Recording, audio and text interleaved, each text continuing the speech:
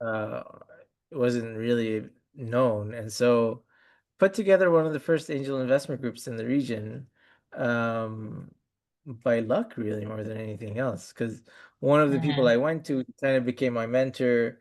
He supported me, and then he's like, "Listen, what's missing?" And I'm like, "Well, we don't have angel investors." And he's like, "Let's do that." And so, Mm-hmm. 2010 started one of the first angel investment groups in the region, and yeah, since then I ended up joining 500 startups in 2014 to launch the Middle East and North Africa operations as managing partner, and then decided to spin out and launch my own thing in 2020. So that's kind of been my career. Mm-hmm. But it wasn't like a path that I thought I was going to go down. I started by being a founder Mm-hmm. really, really Mm-hmm. badly at that. So I know what not to do. And Mm-hmm. then from there, I just started to really focus on, okay, great. I know what not to do. I know I don't want to be a founder anymore, but let me see if I can help a lot more founders to get things started and to get things on the early stages. So I like the early stage stuff. I understand the late stage Okay. stuff, but I don't like it as much because it becomes much more about numbers than it does is about people, and I like investing more in people Mm-hmm. than the numbers. Well, thank you for sharing that. I think that's good background. So, as you're sharing your very tough love and very tough feedback, that people can also understand that you've been there, you've done that, you know sometimes that, failing happens, bad ideas happen, and people are doing their best. All right. And then I think it's important that we establish that on this call, there will be no stupid questions. We're going to be asking, very basic questions, but also people bring their own company specific questions.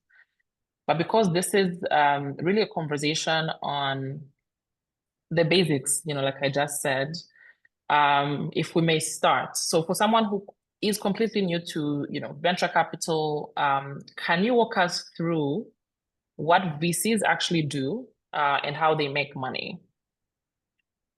Sure. VCs basically set up a fund and they raise money from investors and then invest that money in startups. And VCs make money in two ways. One is there's a management fees. So as a percentage of whatever they raise, it's not a lot. It's like 1 to 2% per year. But the big part of it is the performance fees. So if we invest in great companies and we return the money back to investors, anything above that, the money that the investors invested, we get to keep a portion of that as performance fees. And it's typically about 20% of the performance that's generated. So our business is really not about raising a lot of money. It's about investing in good companies that will generate a great return. And the target, because venture capital is so risky, the target return is quite high because you're investing in unproven early startups, early stages without anything. And so each investment that I make, I'm making it with the assumption that I'm going to generate 10x my investment back at least. So Mm, if a deal is going to generate 1x or 2x or 3x my investment, it's not as attractive to me as a VC because really I'm aiming for these outliers that are going to generate a 10x return or more. And that's mm, kind of how you have to think as a VC really more than anything else. mm. So there's a lot of great I think that's. companies. Yeah. Mhm. Go Go ahead. ahead. There's a lot of great companies and there's a lot of good companies. We don't really Mm, invest in good companies. We try to invest in the great companies. mm. Yeah, no, I was going to say, I think that's good background, I think, for people to understand, because I think that already eliminates a lot of good companies that would not be a good fit for VCs, but because if there's this understanding that you're not going for everyone, so you're looking for a specific type of business. So I think it's important for people to determine for themselves, am I the right type of company for VCs?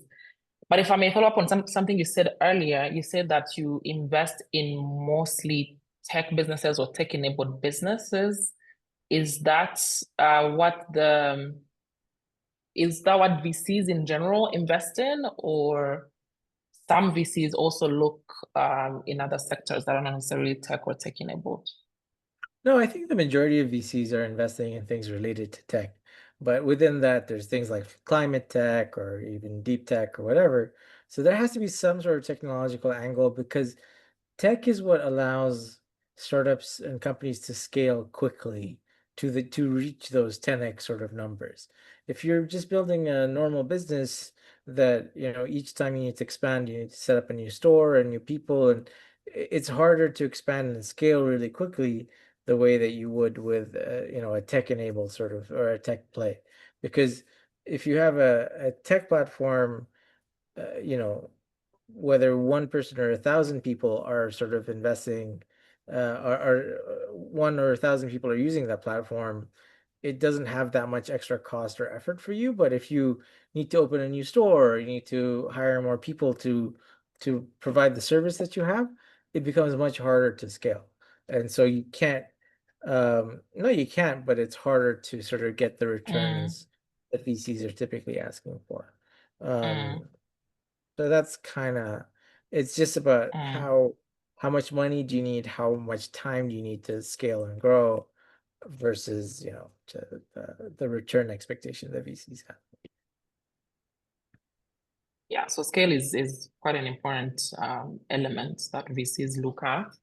Yeah. Um, and when would you say, when should a founder even consider raising VC money? So even, for example, those who are in tech and who are on this, path of potentially scaling fast, um, when do you typically advise founders to look into VCs? Would you say bootstrap first and then consider going the VC route? I mean, you do pre-seed and seed funding, so that's probably not necessarily a requirement.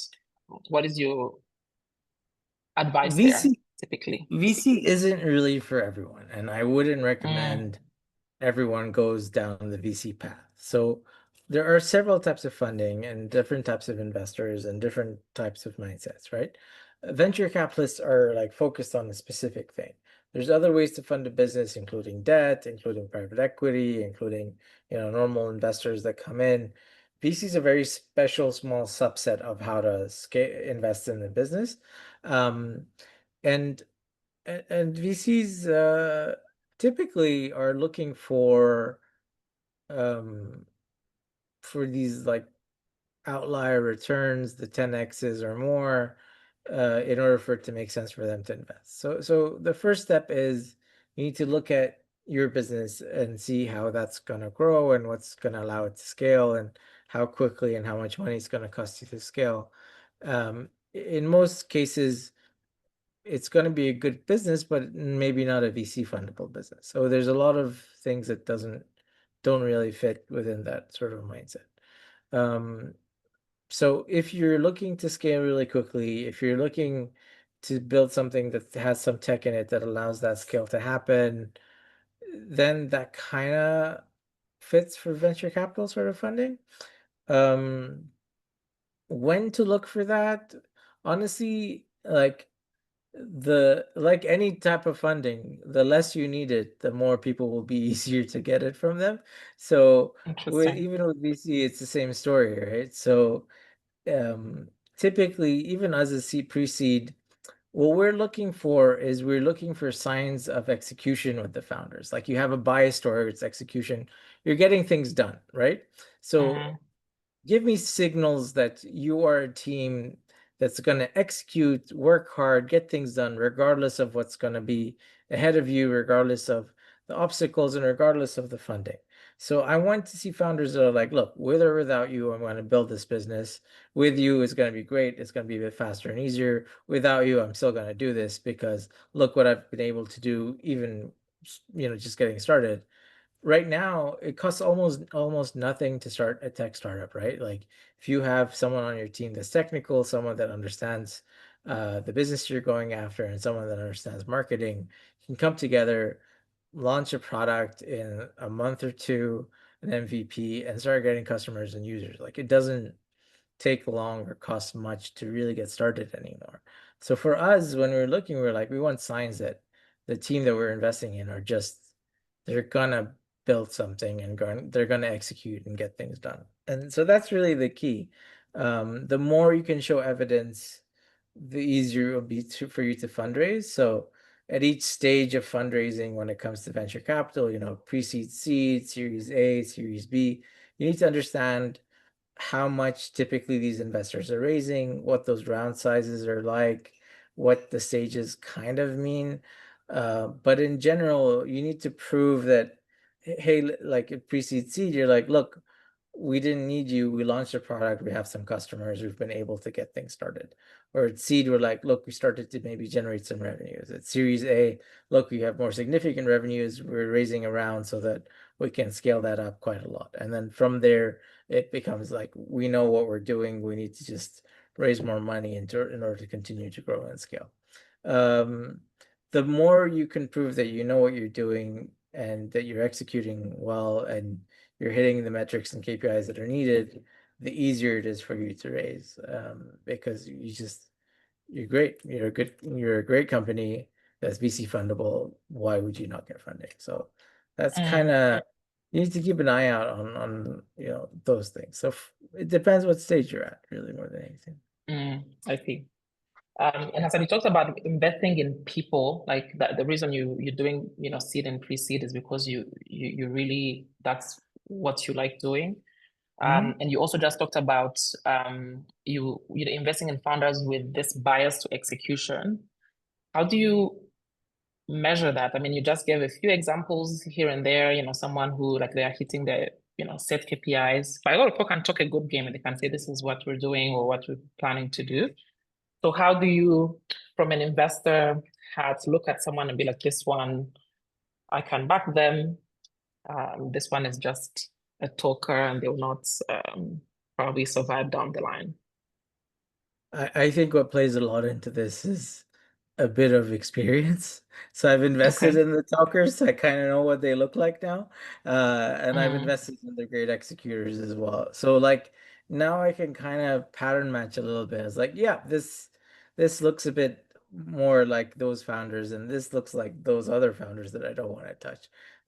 So there's a lot of behaviors that are common amongst these different types of founders. So the talkers are great. They'll talk a great game, but the moment you drill in and you ask them, okay, great, how did you acquire these customers? They don't really have an answer for you.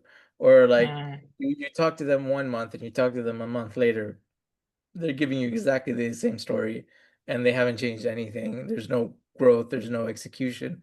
They haven't done anything.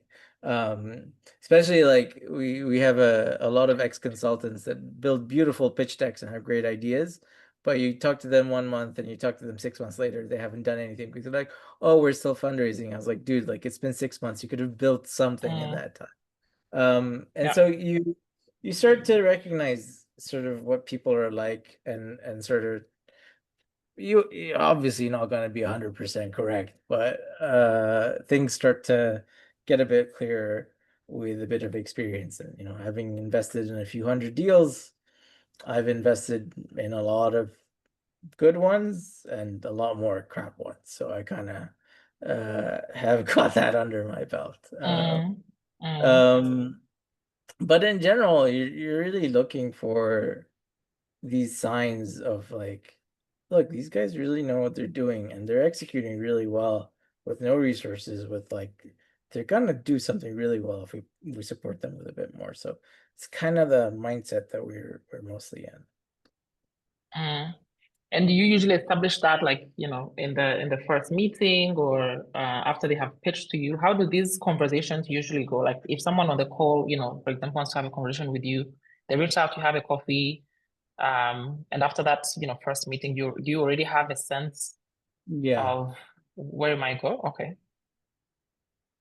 pretty much. Sometimes within the first 5 minutes, I can be like, yeah, this is definitely a no. So like, Okay. um, it's yeah, it's you really need to make Mm, sure you're showing the right um the right data and stuff. So yeah, there's a lot of okay. fluff out there. The more fluff you throw in, the less interested I am, and the more I zoom out. Like there was a period when everyone was like throwing AI into their pitches for no reason. Like there's no reason for AI to be in this company, but because they realized that anything with AI was getting more Trendy. money, they just threw it in. And I was like, really? What is your AI? Oh, we're using ChatGPT. I was like, okay. And it was like, Mm, we're using it for customer service on our website. I was like, that has nothing to do with your core business. So yeah. no, like you're not an AI business. So things like that are Mm, easy to like figure out and read through. So don't try to bullshit. Like just really talk about what it is that you know, what you're building, and how good you are at what you're doing. So that's really the mm. core. Okay. But if you're to put yourself in the founder's shoes, you are speaking, a lot from the investor's, point of view. Someone is really interested and, they have done most of the things you're saying, and they have a meeting with you. How can they prepare, for success? What do they need to do to either convince you or impress you, beyond having a good product, and having executed a few things really well? I mean, look, if you've executed some stuff really well, you're already ahead of most of the other pitches that we see. Most of the pitches out there, they have nothing. It's nothing, right? So if you can actually show that, look, this is what I've done, this is what I've executed on, you're already ahead of 90% of what we see probably. Um, and just highlight that really well. The pitch deck doesn't have to be long, doesn't have a lot of slides. 10, 12 slides should be enough to get your image, your message across. After that, we'll obviously dig in and do the due diligence to verify everything that you have told us, but the initial pitch is 10, 12 slides. It's maybe 5, 10 minutes. If within that 5, 10 minutes, you haven't been able to articulate what it is you're building, how good you are at it, and what you've executed on, um, yeah, you probably aren't going to get funded. Uh, Mm, you need to make things easy, you need to make them simple, and you need to make it clear. mm, So, my advice would be there's a lot of sample pitch decks out there. I think Sequoia has one. I think Y Combinator has one, and a bunch of those, what to put in slides, problem solution, traction, team, all those sort of things. So just go read all of those, pull together something that makes sense for your company. And the most important thing to put is the numbers. So whatever you've been able to achieve, we've been able to acquire this many customers or this many LOIs or this many users, or we've been able to generate revenue of this much or whatever. Like just highlight those numbers really closely, because that brings attention to whatever you're building as well. So yeah, like I can tell you, hey, listen, I'm investing in a company that is growing 20, 30% month over month. They're generating $50,000 a month in revenues. They're an amazing team, and we believe that they're going to execute really well going forward. You don't really need to know what they're building, but then it becomes interesting. You're like, oh, wow, mm, 20, 30% month over month growth, $50,000 a month in revenues. Let me take a look at that. But you have no idea what they're doing. Like I didn't even mention it. mm. So that's kind of the thing. Like, um, build a So story numbers that, don't lie. Yeah, numbers don't lie. If someone is generating revenue, is growing, at least it piques your interest and you yeah, want to exactly. Like, or like support. we launched our MVP in a week. With our MVP, we've gotten, 10,000 users and they're actively using it. Stuff like that. It's like there's a story that's being told with the numbers that proves that A, you've been able to execute, and B, there is demand for what it is that you're building. Mm. So you're taking a lot of the Okay, good. guesswork. Yeah. Mm. Okay. And having invested in like 300 startups, like you said, you've probably seen a lot of founders make a lot of mistakes, in their, fundraising journey. You probably talk to your fellow investors and someone, let's say, gets discredited, during the process. Can you share with us some of the mistakes that you've seen founders make?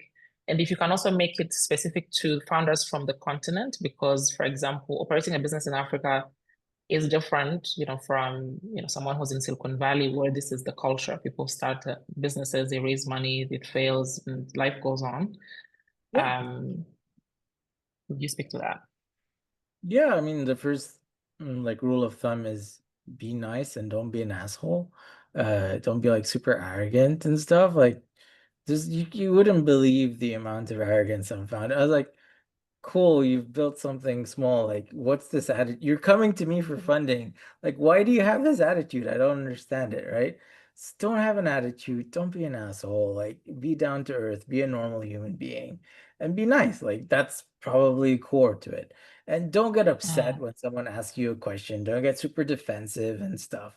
Like, all of those behaviors are not going to help you.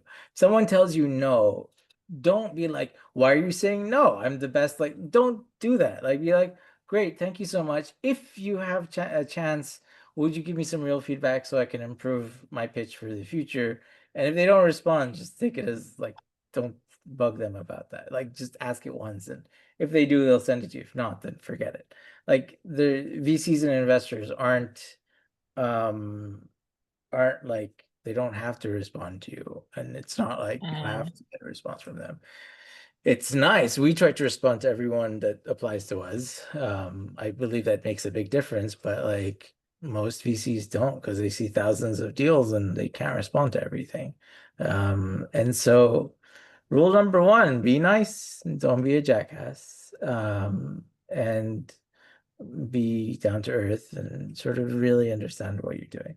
Rule number two is mm, energy. I think that's really a thing that isn't tangible, but you can kind of feel it when someone's super down and they're presenting. You can kind of tell that their energy isn't like there. They're not like as active as they should be. So, do all the true. techniques to pump yourself up before a call or whatever, so that you're giving the right kind of energy on the other side of the conversation.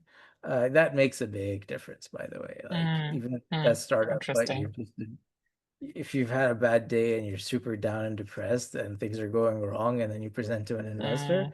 it's just going to continue to go wrong. Like uh for me when I'm having those days, I was like, you know what? I'm gonna like postpone all my meetings and then I'll try again tomorrow, when I'm feeling in a better. Mm, You don't have that luxury. So if you don't have that luxury, just figure out how to make yourself snap out of it and like come into more mm, positive. Um and yeah, I think be prepared. Like you're gonna be asked questions, because that's kind of what you're expecting to. You're trying to raise money. It's kind of a big deal. So be prepared. You should know the numbers off the top of your head. When something's asked for you, you either have it, uh, you know it, or you have the data and you can easily reference it and find out what the answer is to those questions. And if you don't have the answer, you're like, I'll check on that and I'll get back to you. Don't be defensive whenever any question is asked for you. Every mm, question is asked from a position of trying to understand what it is that you're building. Um, and don't be like, even if someone tells you what you're doing is stupid, it's like, oh, okay, thank you for that feedback. Tell me how mm, how I can improve it or whatever. Like, what will make it not stupid? Like, these are like you have to have this sort of attitude going into it, and I think that'll be helpful in your fundraising journey. So that's probably mm, sort of tactical, the way you think about it, the way you present, and mm, all sorts of things. Just be prepared and like know that you'll probably have one meeting that's good out of 10, and then from 100 you might end up getting a couple of investors to commit. So it's a numbers game more than anything, and you'll get a lot of mm, no's. You just have to accept that that's going to be mm, part of the thing.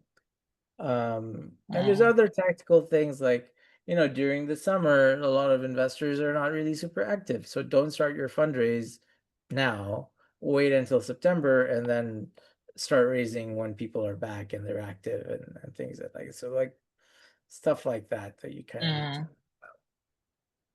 Yeah, I think a lot I'm hearing is like doing your research, like what you just ended on, like know, okay, when are, for example, investors mostly active, before you start. And also what you just said of don't be defensive. I think I've actually, having been in ABH for a few years now, because founders are really invested in their businesses. So it's like almost someone commenting on your child. It can sometimes be sensitive. But I think that ability to like detach yourself from, I'm talking about my business, it's not a personal attack. I'm getting feedback from someone who doesn't really know my business very well. So it's up to me to give them more information to convince them otherwise. But yeah, I've seen people sometimes not take feedback very kindly. Don't do that. It's not gonna end Yeah, well for you. So yeah. don't, and just don't be arrogant. Don't be an ass, stuff like that also is very important. You know, Okay, good. you Hassan, I'm seeing a few questions come in the chat. So I think yeah, it's good because people are here to get answers. So let's ask a few of those. If you have any questions, kindly put it in the chat or raise your hand and unmute yourself, and you can interact with Hassan directly. So I'm going to read these two. We can talk through them. If there are no more questions, I'll keep asking, but feel free to raise your hands. Um, we will start interacting with Hassan shortly on your questions, on your further questions. So we have this question from Jan Bester. They're saying, out of curiosity, what's the weighted average return been on your portfolio of investments based on successful exits? sure. Overall, the portfolio target that we're aiming for is about a 3 to 4x return. We're at about just under 3x for our previous fund. That generates a pretty good IRR of around 25 to 30%. It's pretty nice. We've had some really great outliers. It was able to exit a deal recently at 57x return. Another one last year at 31x. Another one at about 17x. So we've had a couple of pretty decent returns, a lot of 10x's and stuff. So not too bad, I think. Okay, very good.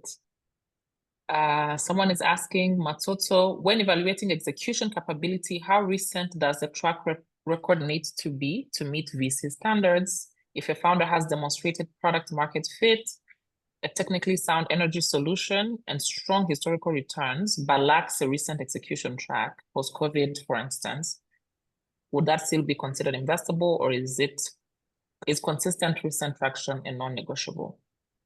I think it'll be a much harder story to say we were able to Mm, do this, but look how we've slowed down. Like you have to have a story to tell about what happened. And in that case, it'll be a bit difficult to figure out how to get someone excited again. And so that's really what you want. You want someone to look at it, be like, wow, this is great. This is exciting. So that's the problem. If you've been around too long and you've just kind of been at the same level and haven't really witnessed growth, it'll be hard for you to say, yes, we can grow based on what we've done because you haven't done that. So it's one of those things that it's a bit more difficult to figure out what the story will be.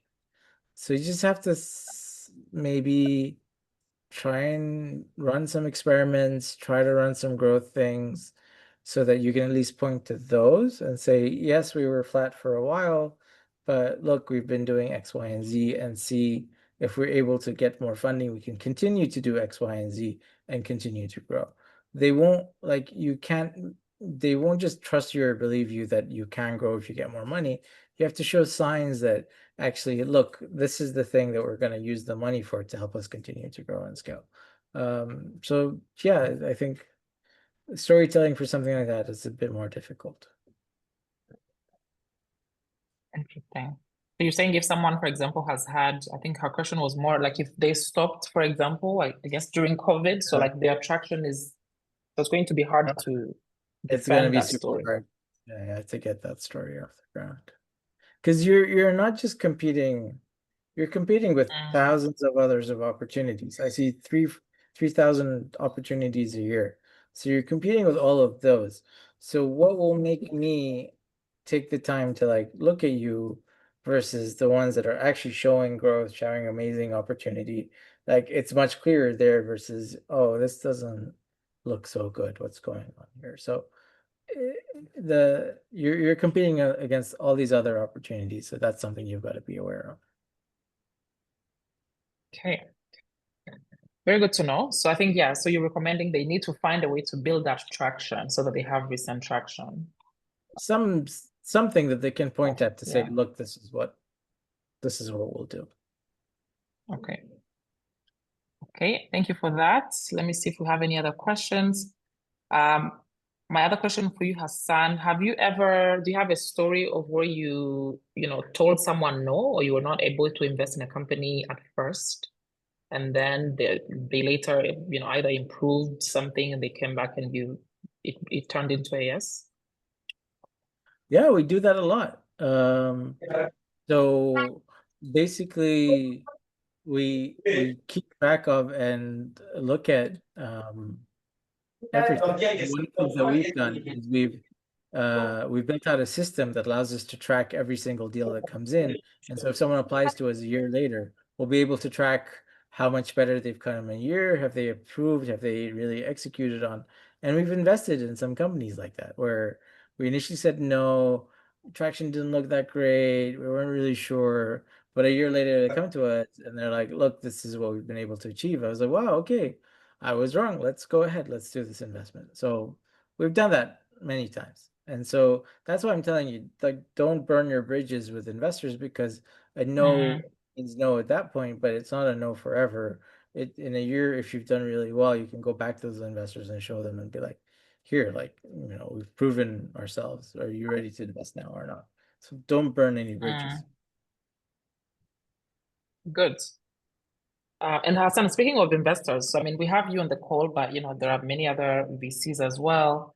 Um, and we've heard stories of people who, someone comes and they sometimes like waste your time. You go back and forth with investors who probably don't have the money they are claiming to have. So what should entrepreneurs look for when they are trying to find the right fit of investors? How do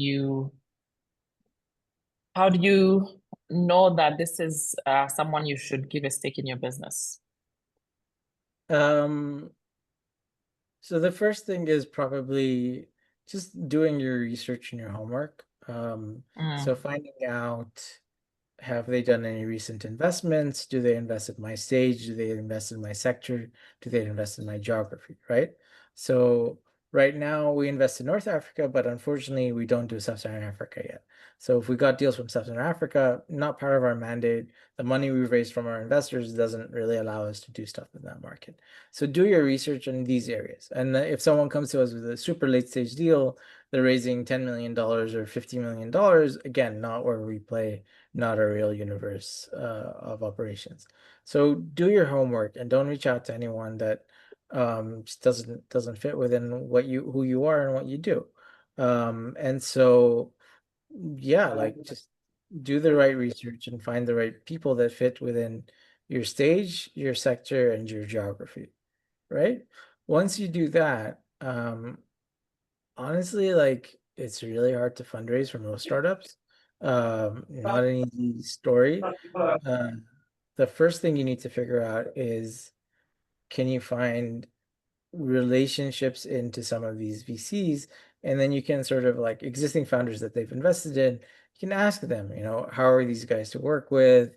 Do they really have funding anymore? Are they a nice VC or whatever? Like founders like to talk to each other, and that gossip always goes through. So I get to know which VCs are bad or good based on the founders that have worked with them, which is quite an interesting little network that ah, they're happy to share their experiences with people. Um, and yeah, there's a lot of people that are fakes out there from both ends. There's fake founders and true, fake true, true. investors as well. Just you need to have uh, just check, just do your research and ask about them. And in most cases, you'll find out if someone's real or not. Mm. I need to mute someone 1 second. Yes, and like you said earlier, like don't raise money when you are desperate, because I guess when you're desperate is when you run into fake investors and people who are selling you dreams. Yeah. If something's too Um, good to be true, it probably is, by the way. mm, good, good, good. All right, so checking to see someone is saying, have you missed some investment opportunities that in hindsight you wish you had paid attention to? If so, what was it about them that made you say no at the time that you did? I don't know if you have a few Uh, examples like this of opportunities that you missed that you look back and you wish you had invested. Not really. I don't wish there are opportunities that I missed, but each time I look at it, I was like, oh, I made the right decision. It didn't make sense at the time. There was one deal Mm. that was raising at 3 times the average valuation of deals in the region. And I was like, this is like, even if this deal does $100 million in value, I'm gonna do a 3x return. I could invest in another deal that's easier for them to get to a 3x return. So kind of didn't really want to invest in that. So like I looked at it, I was like, you know what, it's okay. I'm fine that I missed that one. Uh yeah, each time I look back, I think I've gotten very comfortable with my decision making where I was like, you know what, I don't really have any regrets. So uh yeah, I don't think I have any regrets. Kindly mute yourselves if you're not speaking. I'm going to give people some time. Does anyone want to ask a question off mute? We've received a few questions in the chat, but if you'd like to ask a question out loud, kindly unmute and ask your question. If you want to bring the example of your own company, share with us, what stage are you in? Are you seriously looking to raise? If yes, Hassan is on the call for us to pick his brain. Hello.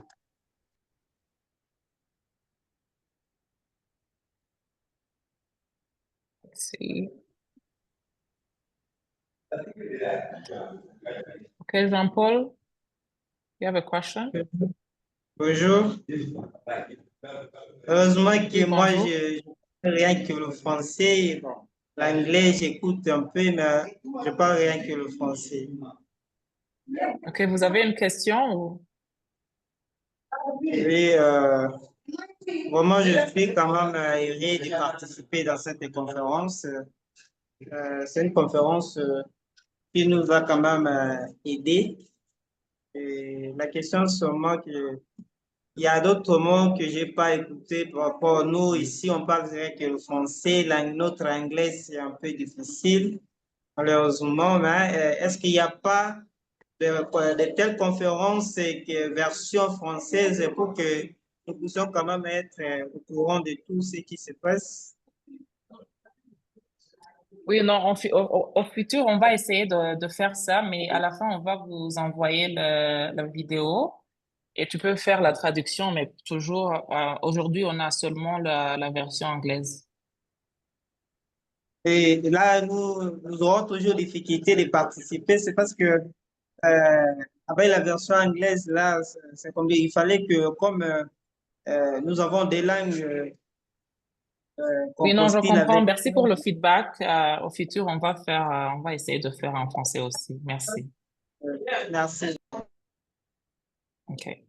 Hassan, the question was, I mean, he's a French speaker, so he was trying to communicate that he's been able to pick some things, but not everything. But we'll share the video for, those among us who speak French, so that you can do your translation after. There's now a lot of apps that can help with translation. All right, checking. I don't see anyone else with questions. But Hassan, so even though you don't invest in Africa, I know I invest in North Africa, so oh, you do invest in North Africa. You don't invest in Sub-Saharan Africa, not sub-Saharan but yet. would not yet, not yet. But you've been, I mean, you're part of the ABH competition, so you're very familiar with, Sub-Saharan African founders. Um, what, I mean, trends are you aware of in this region of the world when it comes to, VC investing? I know in like the year 2022, so a lot of examples of founders who were able to raise a lot of money and that died down. And I feel like it's in some cases I'm seeing, quite a few other examples emerge. Um, what do you know about this market, and how can founders from this region, prepare differently? Because I think we come from business. Sometimes it's a fair game, but sometimes people are not looking, for example, in Sub-Saharan Africa enough. So, do you have any advice on how we can be best prepared, and what are you kind of observing in terms of trends of what's happening in Sub-Saharan Africa in the VC landscape? Sure. I think honestly, Sub-Saharan Africa is still a very nascent market. There are pockets of great activity. We're seeing in Nigeria, South Africa, Kenya to a certain extent as well. And there is local activity in a lot of markets as well, like Rwanda and a few other places. So there is activity that's taking place, and it's a market that's emerging. So there's a lot of opportunity. In 2020, there was a lot of investment coming into lots of emerging markets, including Africa from the rest of the world. And that all dried up the moment that money dried up into venture capital. Everyone just retreated back into their home sort of markets. Um, I think you can't build a startup for the fundraising. You're not building a company to be able to raise money. You're building a company because you want to build a company to solve a real problem.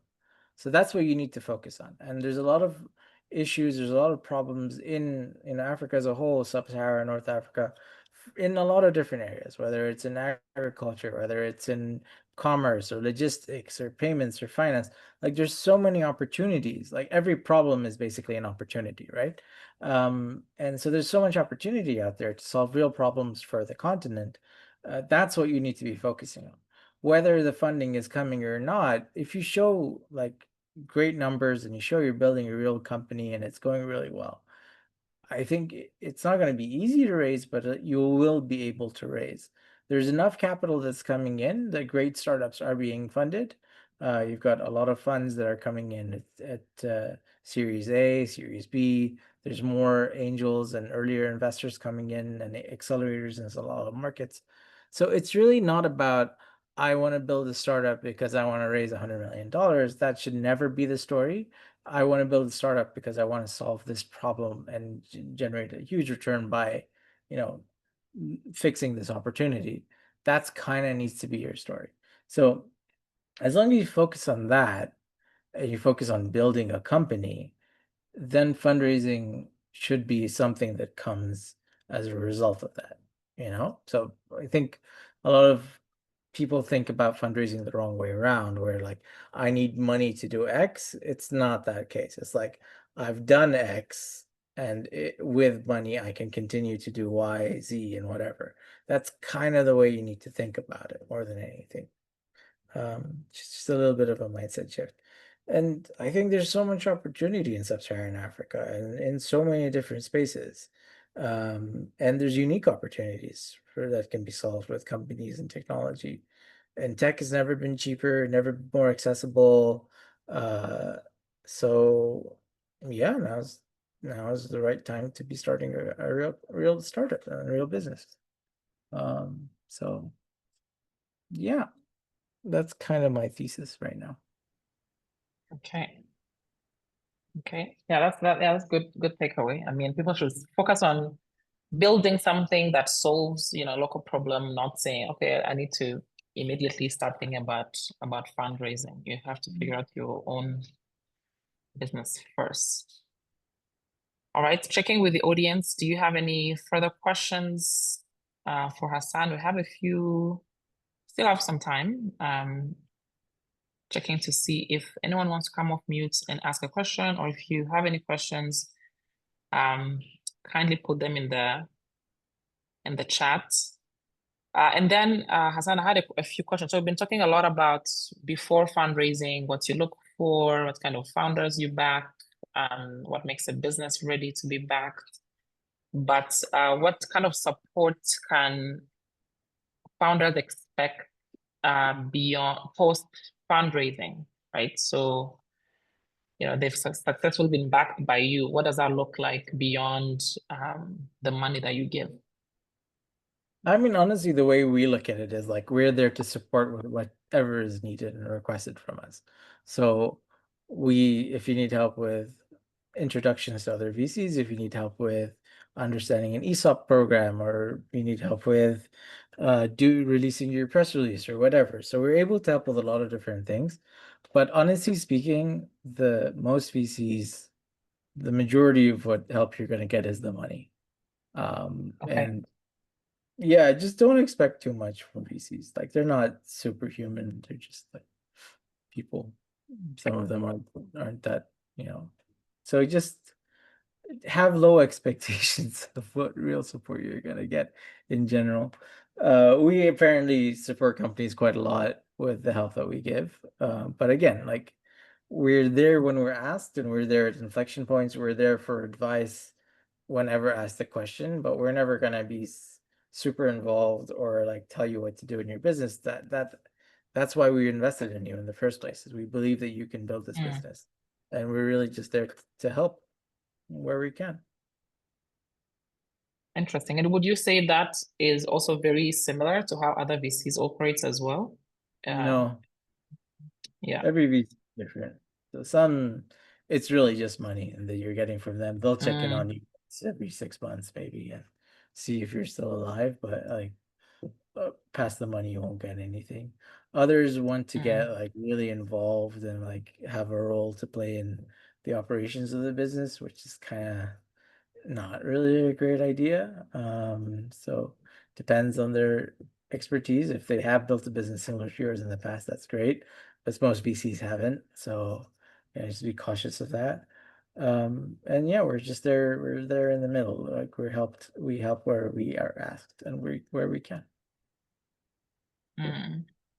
Okay. Something to keep in mind as well. So we do, I guess it's going back to this thing you kept saying of doing your research, like, and understanding the style, of the kind of investors you're speaking with. Always do your research. It's so easy now to like just spew a list of all the VCs or whatever. But if you send like blind messages to all these VCs without really doing your homework, then it's not really going to be a very useful exercise. Okay. Someone is asking, what would you say are the fastest growing industries / startups to invest in Africa? I know you mentioned anything with tech, but are there any other trends you're seeing? I think we've seen a lot of really great startups emerge in the payment space. So they've been able to raise quite a lot of money. Those have grown really quickly. Banking payments, accessing financing to those that have no access to traditional financing.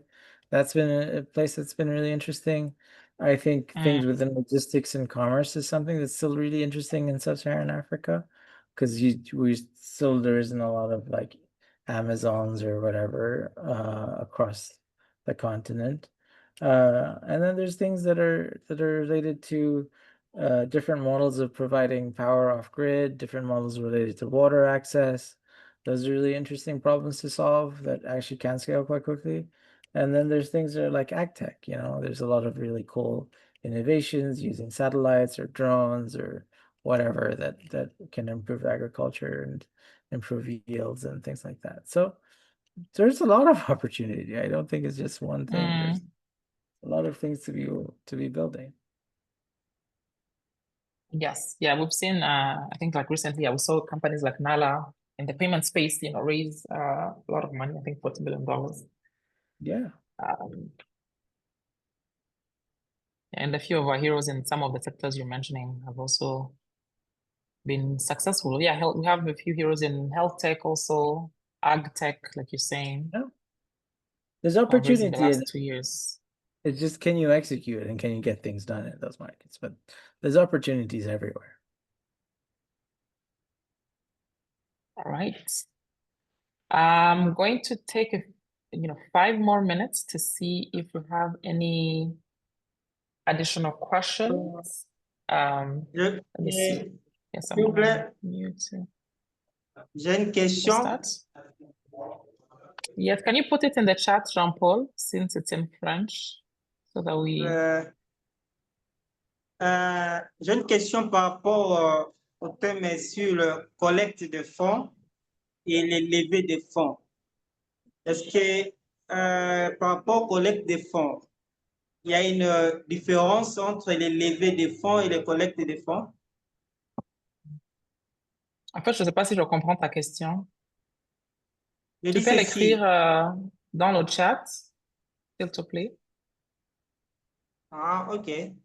Donc, je demande la différence sur collecte de fonds par rapport au thème du jour et les levées de fonds. Est-ce qu'il y a une différence sur le thème là? En fait, je comprends pas. Donc, je peux pas expliquer ta question à lui.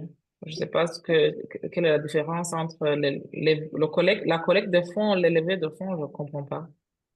Pardon. Ah, ok. Euh, Bon, c'est par rapport au thème qui était affiché sur la conférence. Et je ne sais pas si on peut avoir quelques sous-bassements sur les collectes de fonds dans une Si tu peux écrire entreprise. ta question, je peux te répondre après. Ah, ok. Merci Hmm, beaucoup. merci. Yes. All right. I think he's going to write his question, and we can get back to him later. All right. Back to a few questions I still have as we close. So you've interacted with quite a lot of investors, from all over the world. What would you say are some misconceptions they still have on African startups? I think there are things that probably are, discussed in some rooms, but are never kind of overtly shared. What do investors, I guess, still need to understand about African startups or misconceptions they have? I think honestly, there's a lot of misconceptions about the continent. So, uh, Mm, what we speak to is like, oh, it's so risky. Why are you investing in Africa? And we're like, because that's where the opportunity is. Like, am I going to invest in like the 100th, buy now, pay later company in the US or whatever? Or am I going to invest in something that's really doing something unique and solving a real problem that has the opportunity to scale really big? And so I think in markets that are already quite developed and established, it's harder for you to generate these kind of returns. Whereas in nascent markets, which are very, very new and very clear, it's easier for you to generate great returns because there's almost no competition. So I think it's a great market to be investing in. And we've been pretty active where I think even though we're only in North Africa, we're amongst the most active investors in all of Africa, which has been pretty cool. And yeah, I think there's a sense of unknown, a sense of fear that people just don't know how to look at Africa. But I think the moment that you show them and you have them really talk to founders, that's when things change. Because then they realize founders are the same everywhere, regardless of if they're based in Nigeria, Kenya, Silicon Valley, Dubai. It's the same kind of passion, the same kind of energy and mindset that you're looking at. Like this is really someone that was going to have an impact and is going to build something amazing. So mm, all the questions drop away the moment that you introduce someone to your great founder from wherever they're based. So that's really, I think, one of the key mm, things that needs to be done. mm, mm. And I guess, yeah, every market also has its own risk, right? Maybe in Africa, yeah, there are some unique types of risks, with sometimes like, governments, lack of infrastructure, I in mean, some there's risks cases. everywhere, right? So, Yes. Yeah. I mean, and especially in VC, you're taking risks All uh the time. all the time. Mm, So, yeah. okay. And one more question I have is what has, especially you've been an ABH judge, but also people pitch to you all the time. What makes some of these pitches memorable to you? I mean, earlier you talked about energy, you talked about how someone, really presents themselves. When you look back at some of the pitches that are still memorable to you, like how were they different? The memorable pitches are the ones that you remember afterwards because of, I think, the energy and the numbers, right? So like, wow, they've built a great company and look at how amazing their energy is and that they seem like a great founder that knows what they're doing. And so that's really, yeah, great numbers, great founder. You kind of remember. The really interesting thing is you won't remember specifics about the pitch like an hour or 2 hours later, well, you'll remember how you felt during that pitch. And so if you felt like, oh my God, this is great, then you'll remember that feeling going forward. And that's really an interesting thing. Okay. Good, good. It reminds me of that quote of, people always remember how you make them feel. So they might forget some details, but how you show up and how you interact with them in that moment.